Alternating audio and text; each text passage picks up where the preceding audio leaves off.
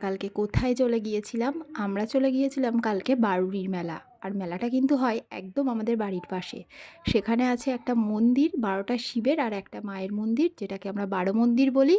তো মেলাটা সেই মাঠেই হয়। তো গিয়ে আগে মাকে প্রণাম করে নিয়েছিলাম। আর তার পাশেই আছে একটা শনিদেবের মন্দির, সেখানেও প্রণাম করে নিয়েছিলাম। তার গেটটা বাইরে থেকে লাগানোই থাকে সবসময়।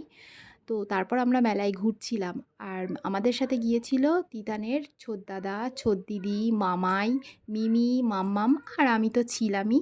তো দেখতেই পাচ্ছ মেলায় কত দোকান এসছে, কাপ প্লেটের দোকান থেকে শুরু করে কানের খেলনা, মাটির জিনিস, অনেক কিছু দোকান এসছে। তো আমরা একটু ঘুরে টুরে দেখে নিয়ে তারপরে আমরা একটু ঘুগনি খেয়ে নিচ্ছিলাম। আর তিতান খাচ্ছিল চাউমিন, যেহেতু ঘুগনিটা ঝাল ও খেতে পারতো না, তাই ওর জন্য চাউমিন নেওয়া হয়েছিল। চাউমিন খাওয়া হয়ে গেলে আমরা আবার খেয়েছিলাম ভাঁড়ের কুলফি।